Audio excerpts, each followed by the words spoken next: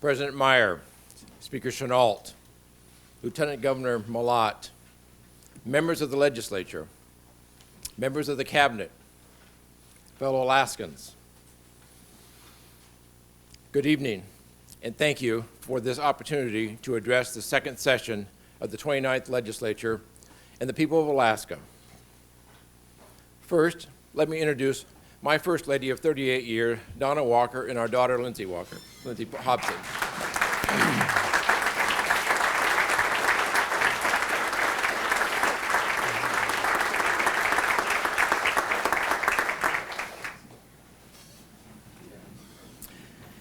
And I also want to introduce Lieutenant Governor Malott's First Lady of 43 years, Tony Malott.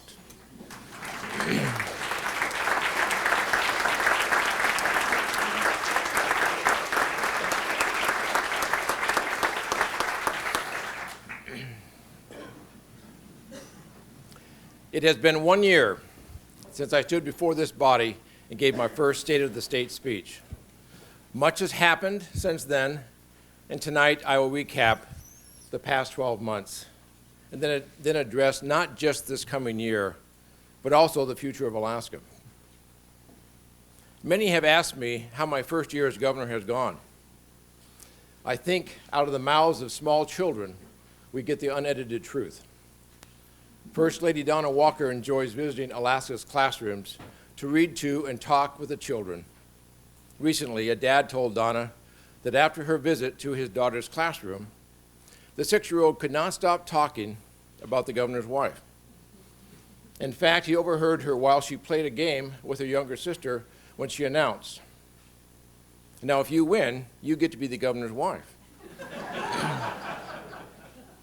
"Well, what happens if I lose?" came the response. Big sister replied, "Well, I guess you'll just have to be the governor." You know, some people have offered me their condolences on being governor during this challenging time. The truth is, I am so proud to be the governor of this great state. It's a tremendous honor and a tremendous responsibility to lead at this particular moment in our history. I know what we can do for our children and our grandchildren when we make smart decisions. We will not be able to accomplish that, what we need to do, without working together. Several months ago, the Lieutenant Governor bought me a gift.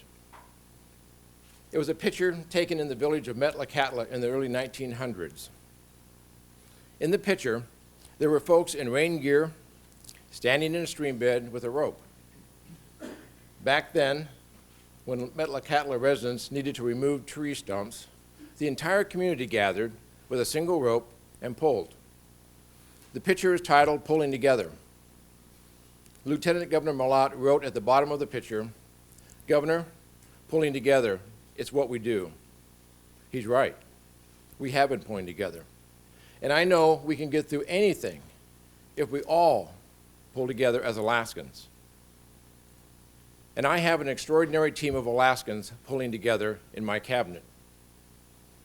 Each commissioner was selected based on their talent, expertise, and proven leadership. I also chose them based upon their willingness to make bold decisions during this time of transition. I also want to thank every state employee. In lean budget times, there was always a lot of discussion about reduction in the number of state employees. And there have been significant reductions since I took office. This does not diminish, but rather increases my appreciation for the hard work each of you is doing, often with less manpower and fewer resources. I also want to express my gratitude to all Alaskans who wear a uniform, whether it's a municipal, state, or federal uniform. Thank you for protecting the cities, our state, and our nation.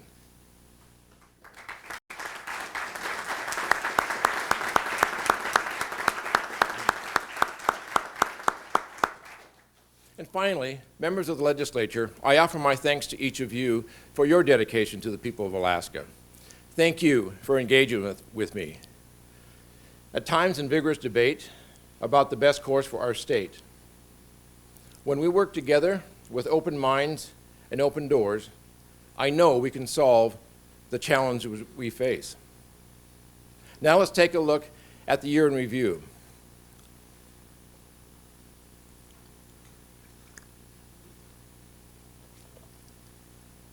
I stood before this body last year and said, if you pass the Alaska Safe Children's Act, sometimes referred to as Aaron's Law and Bree's Law, I would sign it. You did just that with near unanimous support in a special session. Together, we took steps to protect our most vulnerable. We recently created a special unit in Bethel focused specifically on investigating violent crimes. In the past year, thousands of Alaskans have joined a nationwide movement to speak up, to stop domestic violence and sexual assault. Even one voice can make a big difference. I pledge to honor those courageous voices. I will do everything in my power to prevent violence, support victims, and bring perpetrators to justice. Suicide is tearing the heart out of too many of our families and communities. Lieutenant Governor Malott and Commissioner Val Davidson have started a cabinet-level team to better coordinate state efforts in suicide prevention. I also applaud efforts of the statewide Suicide Prevention Council, led by Bill Martin. But you don't have to be a cabinet or council member to make a difference. Each of us can help someone who's in a crisis. It can be as simple as sharing a phone number. The number for a statewide suicide hotline is on my website. Through Medicaid expansion, we were able to provide federally funded health care to thousands of Alaskans. In the first 4 months, nearly 8,000 Alaskans gained access to health care coverage. That also brought in $22 million in new federal revenue to Alaska. That means savings to the state general fund and a healthier Alaska. We are committed to improving the state's Medicaid program through ongoing reform. We are also turning our focus on the rising cost of health care, which affect nearly every Alaskan and the state treasury. You will hear more of our efforts on that front in the coming months.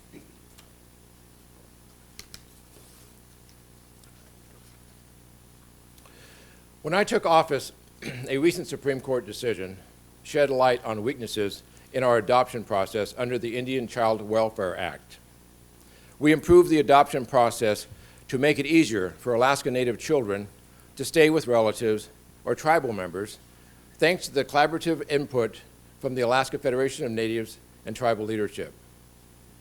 By embracing the spirit and values of the Indian Child Welfare Act, we are working together to keep more Alaska Native children in their home communities.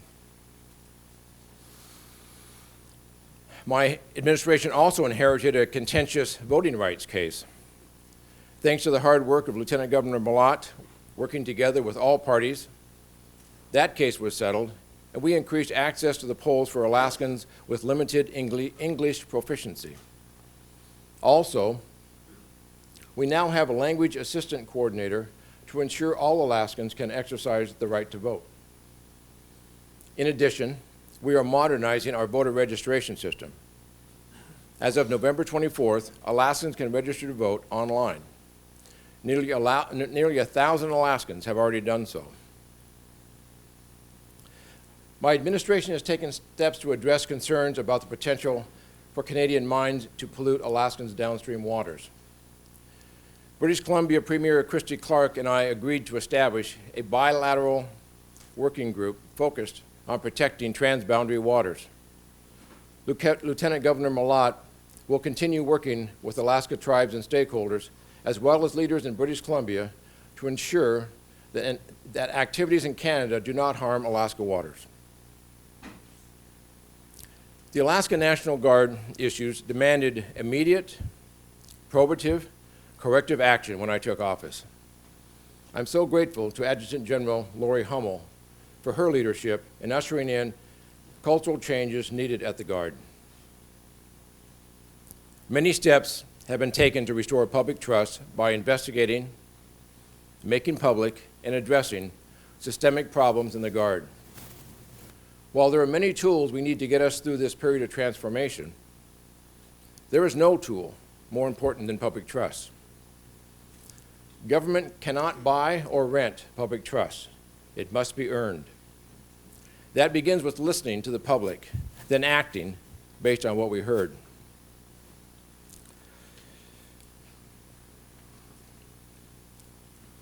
A year ago, I asked Attorney General Richards to retain an investigator to look into all of the allegations of misconduct from within the Guard. He selected retired Superior Court Judge Patricia Collins. Her report was made public and prompted ongoing investigations. I am now hearing from the rank and file that the improvements under the new leadership are vast and appreciated. Now, there's a distance to go, but the wheels of change are moving in the right direction. General Hummel and her team have also begun an initiative to reestablish a stronger Alaska State Defense Force presence in rural Alaska. The goal is to get more rural Alaskans engaged in the National Guard and the military.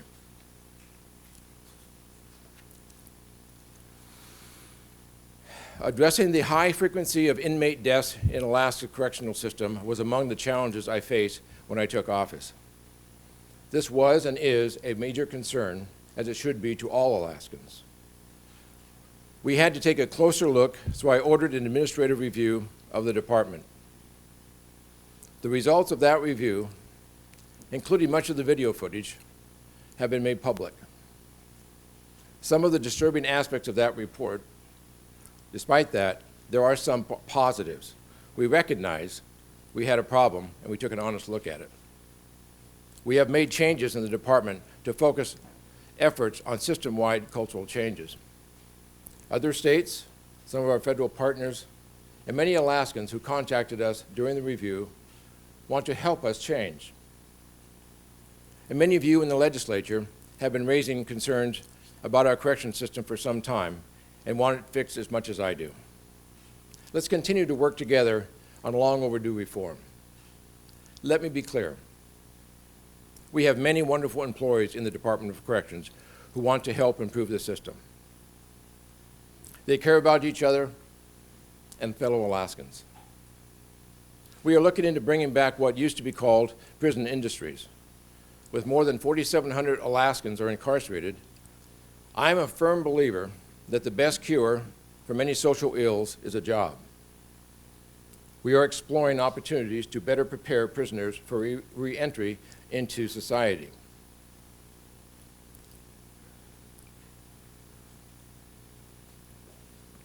During this legislative session, you have before you a criminal justice reform initiative that is the result of collaboration between all three branches of government: legislative, executive, and judicial.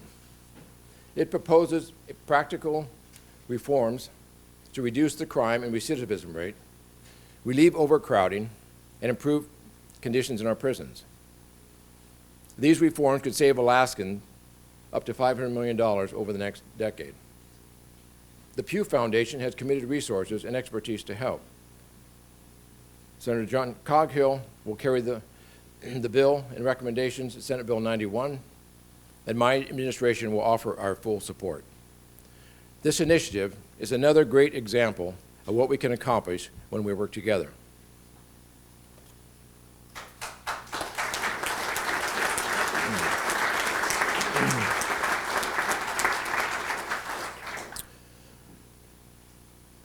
To continue building and maintaining public trust in state government, the Department of Law is establishing a public integrity unit. This unit will investigate officer-involved shootings, deaths in state custody, and allegation of government corruption. Changing gears, I'd like to highlight some of our efforts on resource development. We met numerous times with North Slope producers, independent producers, and companies doing work in Cook Inlet. As it became clear the existing generous oil tax credit programs could not be sustained in our current budget environment, we continued to meet with independent companies. They showed their willingness to explore other options that may be acceptable to their companies and within the financial reach of Alaska. Early into the year, we received a request from ConocoPhillips for assistance with their federal permitting on their Greater Moose's Tooth 1 project. We were happy to help. It kicked off the first of many face-to-face meetings I had with the Secretary of Interior on this project and others. We all celebrated the announcement that the Greater Moose's Tooth project received not only the required federal permits, but the internal corporate approval to move forward. We are pleased with the progress being made by ExxonMobil at Point Thompson and look forward to that project going into production sometime in the next several months. Let's turn now to the AK LNG project. Alaska finally has a seat at the decision-making table, and I thank each of you here tonight for your help in making that opportunity possible with your strong support of the TransCanada buyout. We now have commitments from all three major companies at the North Slope to make sure gas is available for a gas line project, whether they remain in Alaska's gas line project or not. This is a significant step forward for the gas line LNG project. The reception we received in Japan last September from the Asian market following my presentation to the LNG Producer Consumer Conference was extremely encouraging. You know, Alaska first forged a relationship with the Asian market nearly 50 years ago. The very first shipment of LNG into Japan came from Nikiski in October of 1969. That is the longest honored contract in the history of LNG, and the market has not forgotten that and stands ready to work with Alaska to ensure the pipeline is built and the LNG project at Nikiski is successful. Tonight, I'm wearing a pin that, for the first time, and I typically wear a pin of Alaska, and it typically has one pipeline on. I took it off of Tom Barrett's lapel and put it on my lapel because it has a map of Alaska and it has a pipeline in it. Tonight, I'm wearing a different pin. It's a map of Alaska. It has two pipelines on it. It has one, the oil pipeline, and has the gas pipeline. It was given to me by one of our partners in AK LNG, and it's my goal to give each one of you this very same pin. This really represents the future of this state in many, many ways. And so in fact, I brought one for Mr. Speaker's as well. So it's a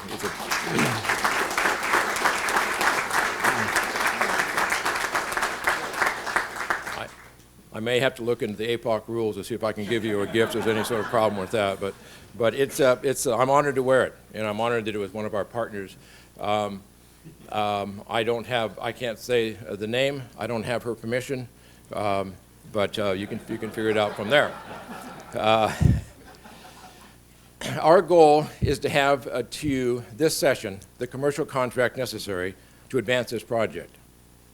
The fiscal certainty our partners need before they make their final investment decision will require Alaskans to vote on a constitutional amendment. We believe it is necessary for legislators and the public to see the terms of those concessions well before being asked to vote on them. Turning to the challenges and opportunities ahead, I think Senator Click Bishop said it best. When a reporter asked him the top three issues this session, Senator Bishop said, where are you, Senator Bishop? Okay, all right, okay, there you are. His reply said, they are this, his top three priorities. They're in this order: the budget, and the budget. As I have said frequently over this past year, Alaska does not have a wealth problem, but we do have a cash flow problem. When I filed to run for governor, oil was over $100 per barrel. When I stood before you at this time last year, the price of oil had dropped 51% in 83 days. It was dropping to below $50 per barrel. Today it's $26 per barrel. Some experts project there will be no rebound for many years. That means we cannot continue with business as usual. That means we will have to change our course.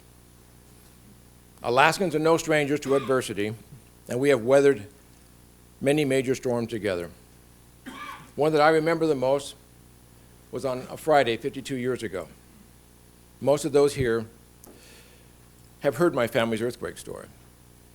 What I want to reflect on tonight is not the disaster itself, but my family's response to the news, the new reality that followed. In 1964, my family's construction business was doing reasonably well. We were building several houses a year.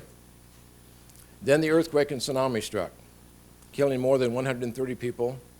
More than 30 were personal friends and neighbors who were on the dock that day in Valdez.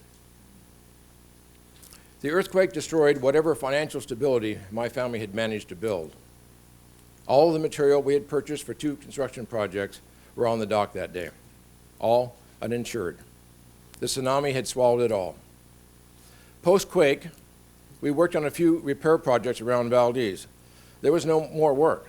We couldn't build houses in a town that had to be moved, and the new town of Valdez had not yet been developed. We went from making a decent living to barely scraping by. It all changed in 5.5 minutes.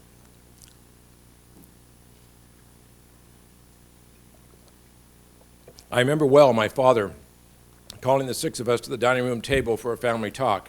I was 12. My dad said, "Well, the federal agencies say we should file for bankruptcy." I asked, what does that mean? He explained, "Well, we will be able to keep our tools and our vehicle, but we don't have to pay for everything we lost on the dock in the quake." Oh, I knew we owed the First Bank of Valdez money. My best friend's dad owned the bank, so I asked, "So if we don't pay Tom Gilson's dad, what does he do?" Bankruptcy was designed precisely for our situation, but our family chose not to go that route. Instead, we set about getting every possible job to replace our lost income in order to pay our debts. My brothers, sisters, and I did what we could to pitch in.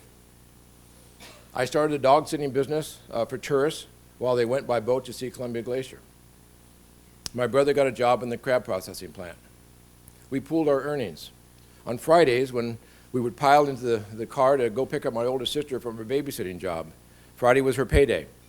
We drove straight from there to the Gilson's Mercantile to buy groceries with her babysitting wages. It was that dire. My family became the school janitors. Every day after school, my buddies would take off to go shoot hoops and hunt ptarmigan. I went to the janitorial closet, picked up the mops and brooms, and spent the next 4 hours cleaning the junior high and high school with my brother and sisters. Our dad cleaned the grade school. We were fortunate to have the work. We struggled right up until the construction of the Trans-Alaska Oil Pipeline System. But we survived our financial crisis by cutting our expenses and developing new sources of revenue. We survived through hard work and pulling together as a family. Today, Alaska has been struck by an earthquake of a different kind. Oil prices are plummeting and oil production is declining. That means the revenue that has funded up to 90% of our state since the mid-1970s is rapidly declining. The money we have relied on to pave our streets, educate our children, build our hospitals, has also rapidly declined. For the past 3 years, our growing deficits have been covered from our savings. If we continue down that path, those savings will be depleted in less than 4 years. My fellow Alaskans, it's time for a family talk. We didn't get here overnight, and it isn't as though we weren't warned of this day.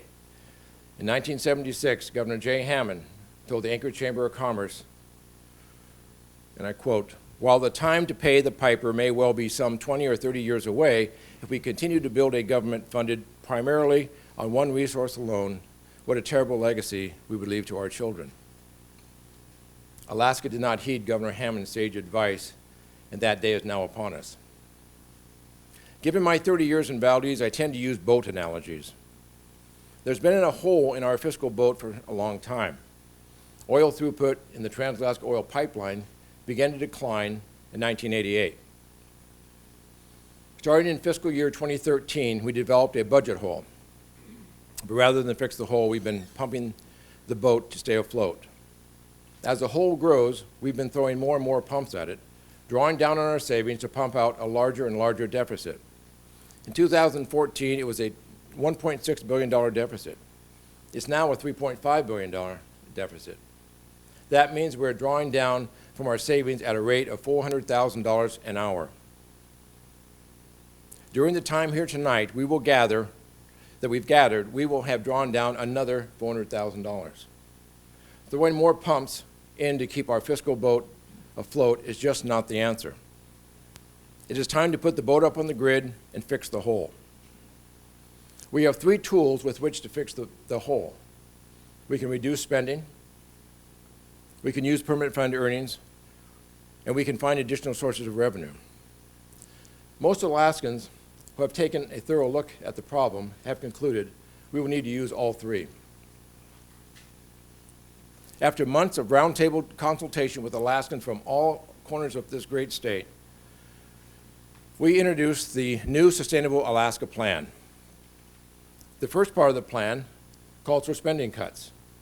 We've already begun. Working with you, we cut close to $1 billion from the state general fund spending this fiscal year. $385 million from the operating budget and $493 million from the capital budget. As of October 1st, 2015, the state has 587 fewer permanent employees than the year before. If we include the University of Alaska, the Alaska Railroad, and temporary employees, that number more than doubles to about 1,400 fewer state employees. If my budget is approved, we will have the lowest number of state employees since 2007. We are working hard to manage these reductions with the least impact possible to public services. Early in my administration, I placed restrictions on hiring and travel and formalized them about a month ago. 4 departments are using mandatory or voluntary furloughs. All departments have reduced and continue to reduce staffing levels. We have combined divisions. For example, within the Department of Commerce, Community Economic Development, the Division of Community and Regional Affairs is in the process of streamlining its 10 divisions down to 4. We are implementing a shared service concept the state of Ohio used to reduce the number of employees who do similar tasks in different departments. We have consolidated our lease space. Private, local, and federal partners are helping to provide some services the state can no longer afford. And these are just a few of the cost-saving measures we are pursuing. But the reality is this: if we laid off every state employee, it still would not make much of a dent in the deficit. Cuts alone cannot solve our budget challenge, and time is of the essence. That is why I introduced the Alaska Permanent Fund Protection Act. If we don't make significant changes in how we fund government, we will drain the constitutional budget reserve within 2 years, and the permanent fund earnings reserve in another 2 years. The permanent fund dividend will go to $0 in just 4 years. The Permanent Fund Protection Act makes a permanent fund stronger by directing additional revenue to it. It puts government on an allowance, and it makes the permanent fund permanent. Under my plan, half of the state's share of our natural resource royalties will go toward dividends. The first year dividend checks will be funded at a flat $1,000 for each qualified Alaskan resident. Since the fund program began, the average dividend check has been about $1,150. Going forward, the dividends would be tied to resource royalties. There will be no cap on the dividend. I repeat, there will be no cap on the dividend. When new oil flows through taps or oil prices rise, or when the gas line project is built, dividends will go up. We must put government on an allowance, not one that rises and falls with the price of oil, but one that is stable and sustainable. We must get off the boom and bust budgeting roller coaster that we've been on for far too long. It's time we focus on the next 50 years and not just the next budget cycle or the next election cycle. I look forward to working with all of you this year to pass the Permanent Fund Protection Act. If we do not take this critical step this year, our ability to close our budget gap becomes much more challenging. The Permanent Fund Protection Act and spending cuts gets us most of the way to a balanced budget, but we need that third tool. We must generate new revenue.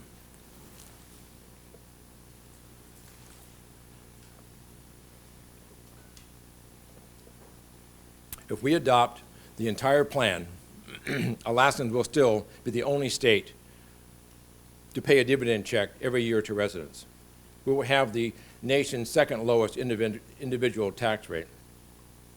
We will have money to provide essential services as well as invest in major projects such as the gas line. And we will have set the state on a sustainable course for our children and our grandchildren.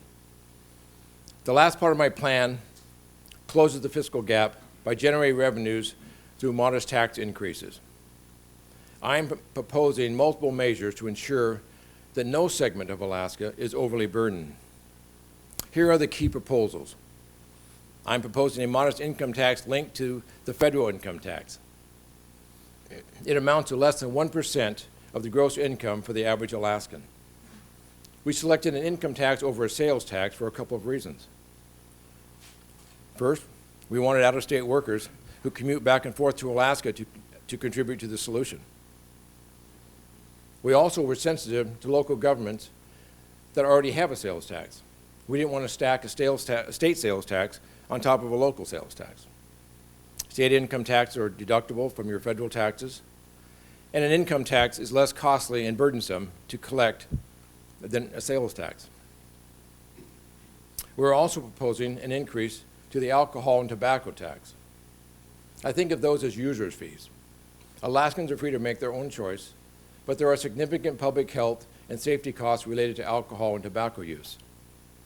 These hit our general funds hard, and these taxes help offset those costs. Alaska currently has the lowest motor fuel tax in the nation. Even after the proposed increase, we will still be well below the national average tax rate. Fisheries, mining licenses, and cruise ship head tax. These measures ensure that all sectors of our economy contribute to the solution. The fishery bill proposes an increase of 1% to various fishery levies. The mining license tax proposes an increase of 2%. The first $100,000 of a company's income is exempt from the increase. The cruise ship head tax legislation eliminates an existing port fees credit deduction. After careful study and in consultation with the industry, my team recommended that we make reasonable changes to our oil and gas tax credit and tighten some of the provisions that were enacted in very different fiscal times. My bill will reduce the state spending by about $400 million. The bill also provides a limited waiver of confidentiality so Alaskans know where our money is going. None of these pieces of the plan are politically popular. I realize that. What my team and I strived to do was ensure that the process was fair. At the end of every discussion, we asked ourselves, is this fair? That has been and continues to be our internal test of the plan. I have said many times, this plan is written in pencil, not pen. There will be much discussion, debate, and criticism over the next few months. I welcome that debate. The only unacceptable option is to do nothing. Delay is the enemy. It is an option Alaska cannot afford. Again, I want to reemphasize that if we implement the new Sustainable Alaska Plan in its entirety, we will still be the only state that pays out an annual dividend to every qualifying resident. Alaska will still have the second lowest individual tax burden in the nation. We will still be able to grow our savings, and we will be able to provide essential state services like education, transportation, and public safety. And we will have the financial means to invest in the economic growth of our state. Earlier this month, the National Bond Rating Agency, Standard & Poor's, downgraded Alaska's bond rating. In its January 5 summary statement that I hope every Alaskan should read, you can find it on my website, Standard & Poor's wrote, "The negative outlook reflects the large structural budget deficit in Alaska's unrestricted general fund. Currently, the state is able to finance its operating deficits by withdrawing funds from its budgetary reserves. But the magnitude of the fiscal deficits makes the arrangement unsustainable and, unless corrected, inconsistent with the current rating. Therefore, we will likely again lower the state's rating, possibly by more than one notch, if state lawmakers do not enact measures to begin correcting the state's fiscal imbalance during the 2016 legislative session," end quote. The message is clear. Standard & Poor's concluded, if lawmakers succeed in putting the state on what we view as a glide path to a sustainable fiscal structure, with a strong reserves balance still intact, we could revise the outlook to stable. As governor, I am flexible on the details of a fiscal plan, as long as the outcome meets the basic tests of fairness and sustainability. I am not flexible on the need to get there this year. It's time to fix the hole in the boat.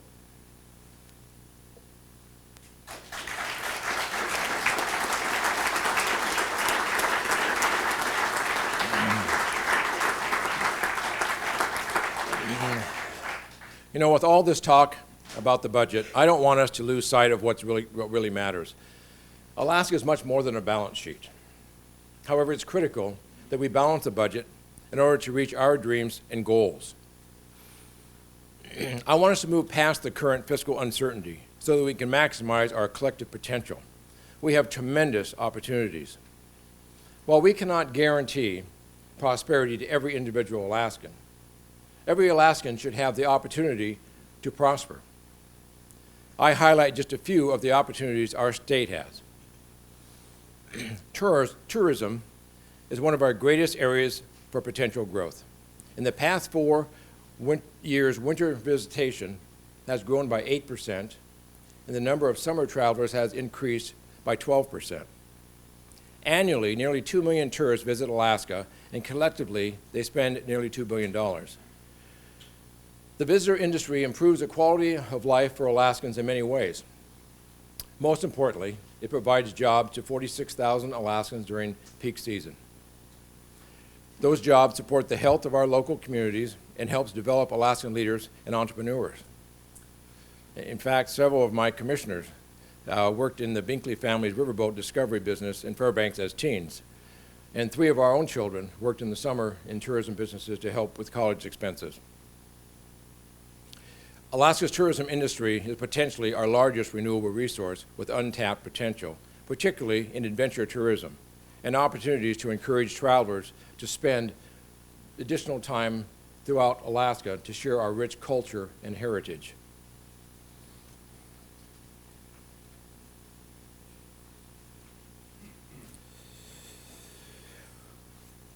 Alaska has more mineral deposits than any other state. If Alaska were a country, sometimes I wish it was, it would be the 8th most mineral-rich nation in the world. We need to be sure that we are advancing the necessary infrastructure for additional mines to be responsibly developed. Recently, I had the pleasure to tour the Fort Knox mine north of Fairbanks. That mine was chock full of Alaskan workers. It provides substantial revenues to a Fairbanks North Star borough.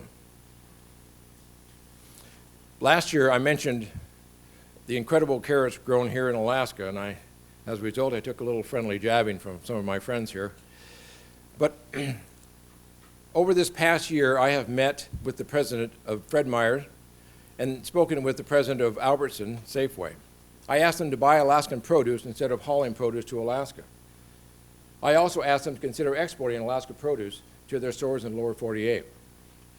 I look forward to continuing that discussion as part of a long-term vision with the Agriculture Board. One of the driving justifications for statehood was to have more control over our fish. Our Constitution specifically mandates sustained yield of that resource. Thanks to conservative, science-based management, we have the best managed fisheries in the world. We must also work to ensure that the world understands the difference between our wild and sustainably managed fish and all the rest. The bounty of Alaska's waters creates thousands of jobs and improves our quality of life every year in commercial, subsistence, personal use, and sports fisheries. We acknowledge and are committed to working with all user groups of this valuable resource.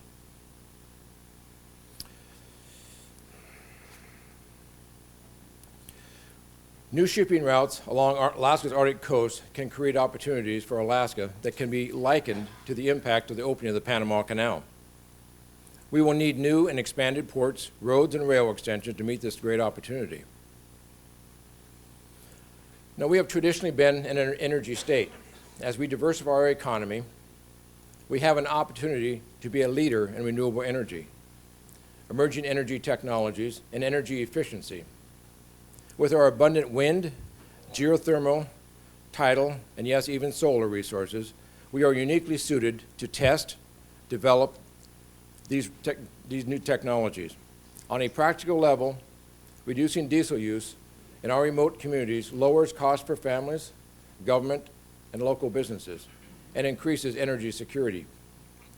Communities like Kodiak are showing what can be done, with 99.7% of their electricity now coming from renewables.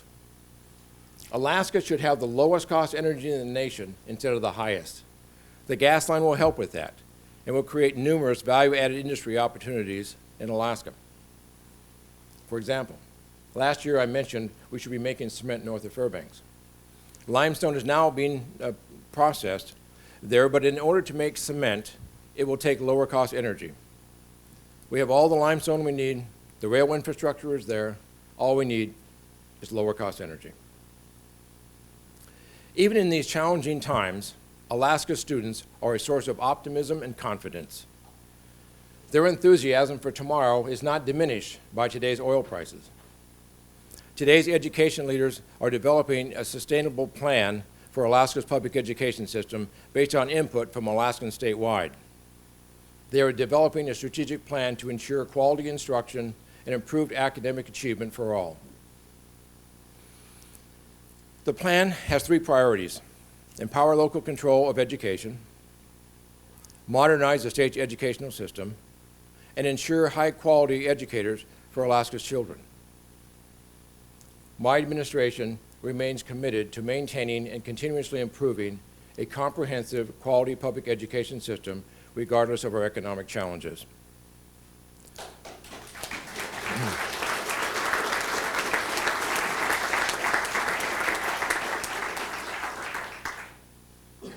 To our teachers tonight, I thank each of you for doing what may be the most important job in this state. You equip our students with necessary academic skills. You also carry the responsibility to help our students shape productive lives for themselves and to exemplify the best value of our society. We are fortunate to have a world-class university system in Alaska. Last spring, during my tour of Prudhoe Bay, I met many petroleum engineers working for BP and other companies who are graduates of the excellent program at the University of Alaska. We continue to work on ways to better incorporate the skills found in our university system into our administration and our Alaska's workforce. During this period of uncertainty and change, we need to use our university as our brain bank. Programs like the Cold Climate Housing Research Center in Fairbanks, the Institute of Social and Economic Research, and the Alaska Native Science and Engineering Program are helping ensure that Alaskans provide the brain power and innovation for Alaska's future. And often the most difficult step of a journey is the first step. It will take bold steps, but Alaska's future hangs in the balance. We need bold steps for new beginnings. Alaska cannot afford to wait. Some of you in this legislature have already proposed bold steps. You have offered new solutions to our fiscal challenges. Your willingness to propose ideas gives me hope that together we can make this happen. One of the great privileges of this job is the opportunity to experience the extraordinary caring and courage of everyday Alaskans. Several months ago, I received an email from a Houma resident who explained that he is blind. He wrote, and I quote, "Where there is no vision, the people perish. When I lost my sight in 2008, I did not lose my vision." He offered encouragement and said, I quote, "Today, we the people can create solutions." I was so inspired by his words and have taken them to heart. In October, when Wisconsin Republican Representative Paul Ryan was sworn in as Speaker of the U.S. House of Representatives, he quoted Democrat President Harry Truman. Speaker Ryan said, "In standing here, I cannot help but think of something Harry Truman once said. The day after Franklin Roosevelt died and Truman became president, he told a group of reporters, 'If you ever pray, pray for me now.' When they told me yesterday what had happened, I felt like the moon, the stars, and all the planets had fallen on me. Speaker Ryan went on to say, we all should feel that way. A lot is on our shoulders. So if you ever pray, pray for each other. Republicans for Democrats, Democrats for Republicans. And I don't mean pray for a conversion. Pray for a deeper understanding, because when you're up here, you see it so clearly. Wherever you come from, whatever you believe, we are all in the same boat. And tonight, I ask each of you, members of the legislature, to do the same, because we too are all in the same boat. Tonight is not about doom and gloom. Time is about the incredible future that is in store for Alaska, and we have the guts to take hold of the wheel with two strong hands, the hand of the administration and the hand of the legislature, and navigate through rough seas with some serious but necessary course corrections. As we were putting the finishing touches on the new Sustainable Alaska Plan we rolled out last month, many advised me not to recommend changes to the permanent fund dividend, and certainly not to propose any taxes.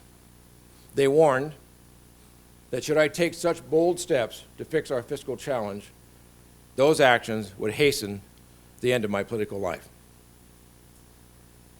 To those who question my political wisdom, I admit I may not be politically savvy, but I am a loyal son of this great land, and as your governor, I will always put Alaska's interest above my own.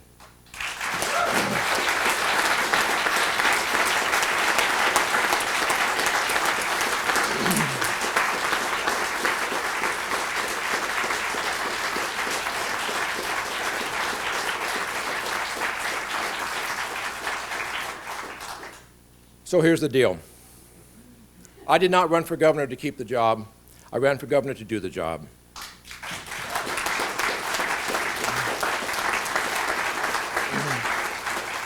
Now is the time to put aside politics as usual.